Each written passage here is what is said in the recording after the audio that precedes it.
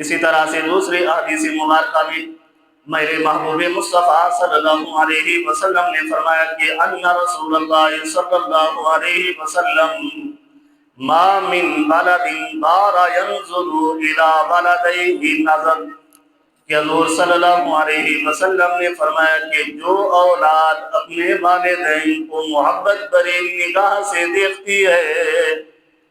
اللہ کی رضا کے لیے دیکھتی ہے،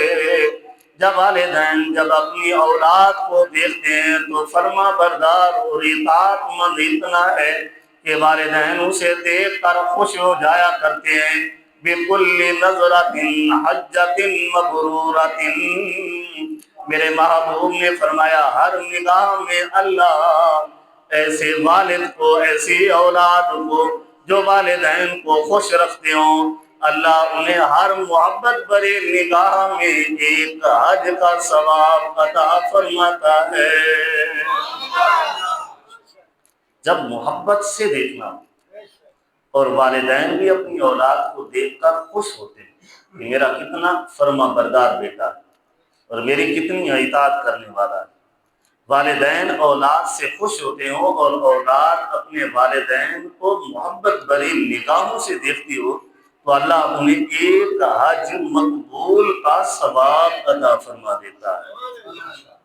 اتنی والدین کی اطاعت اور محبت میں بھی اللہ حج عطا فرماتا ہے۔ تو اسی لیے شاعر نے کہا جس دے پلے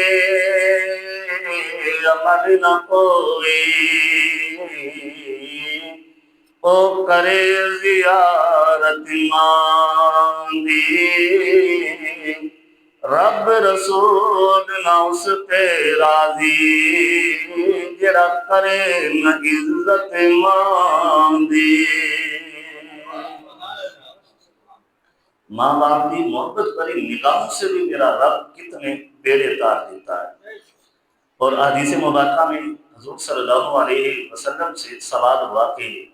والدین ہمارے لیے کیا ہے؟ تو قال رسول اللہ صلی اللہ علیہ وسلم الجنت تحت اقدام امہاتکم، میرے محبوب نے فرمایا جنت تمہاری ماؤں کے قدموں کے نیچے ہے، جب ان کی تم خدمت کرو گے تو اللہ تمہیں جنت عطا فرما دے گا۔ والدین کی خدمت، جتنا خدمت کرو گے، جتنا اطاعت کرو گے، جتنا فرما برداری کرو گے تو اتنا اللہ تمہیں اجر عطا فرمائے گا۔ جو اجر ملے گا اس کے بدلے میں اللہ ہمیں جنت میں اعلیٰ مقام عطا فرمائے گا۔ اور اسی طرح سے اگر والدین کافر بھی ہوں ان سے بھی صلہ رحمی کا حکم ہے، ان سے بھی خدمت کرنے کا حکم ہے، ان کی اطاعت وہاں تک کرنے کا حکم ہے جہاں تک ان کے جسموں کو سکون ملتا ہو۔ تو حضرت اسماء بنت ابی بکر رضی اللہ تعالی عنہ، ان کی ایک والدہ جو مشرکہ تھی، مومن ابھی نہیں بنی تھی، ان کی خدمت میں آئے تو حضرت اسماء بنت ابی بکر رضی اللہ تعالی عنہ نے حضور صلی اللہ علیہ وسلم کی خدمت میں حاضر ہوئی اور عرض کی کہ یا رسول اللہ صلی اللہ علیہ وسلم، میری والدہ ہے جو میرے گھر میں آنا چاہتی ہے لیکن وہ اسلام سے اعراض کرتی ہے، مسلمان ابھی نہیں ہوئی، تو کیا میں اس کے ساتھ حسن سلوک بھی کر سکتی ہوں یا نہیں؟ تو میرے محبوب نے فرمایا ضرور اس کی خدمت کر، اس کے بدلے میں بھی اللہ تمہیں اجر عظیم عطا فرما دے گا۔ اب مومن والدہ ہو، مسلمان ہو تو اس کی خدمت الگ ہے، اگر کوئی کافر بھی ہو تو اللہ اس میں بھی اتنا اجر عطا فرماتا ہے۔ میرے محبوب نے کافرہ والد سے، والدہ سے بھی حسن سلوک کا حکم دیا۔ اور اسی طرح سے ایک صحابی حضور صلی اللہ علیہ وسلم کی خدمت میں حاضر ہوئے اور عرض کی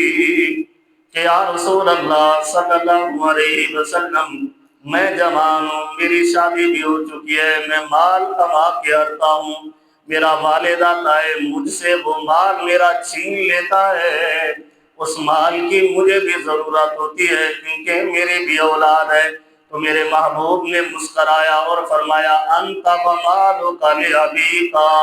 کہ فرمایا تم بھی اور تیرا مال بھی تیرے باپ کی جائیداد میں شامل ہے۔ وہ تو صرف یہ کہتا ہے کہ وہ آتا ہے مجھ سے میرا مال میرے پیسے چھین لیتا ہے، تو اگر وہ چاہے تو پیسے تو الگ بات ہے، تمہیں اٹھا کر بیچ دے تو بھی وہ بیچ سکتا ہے۔ اتنا حکم میرے محبوب نے والدین کے لیے عطا فرمایا۔ فی زمانہ ہمارے پاس چند پیسے آ جاتے ہیں تو ہم تو اپنے والدین کی خدمت تو درکنار رہا، ان سے الگ مکان لینے کا مطالبہ کر رہے تھے، اور ہم ساری زندگی ان کی خدمت کرتے رہے تو ان کے ایک لمحے کے بھی ہم ایک لمحے کا بھی جو ہم پر ان کا حق ہے اس کو ادا نہیں کر پاتے۔ اور ایک صحابی کے بارے میں مفہوم روایت ہے کہ اس نے حضور صلی اللہ علیہ وسلم کی بارگاہ میں عرض کی کہ یا رسول اللہ، میں اپنی والدہ کو پیٹھ پر بٹھا کر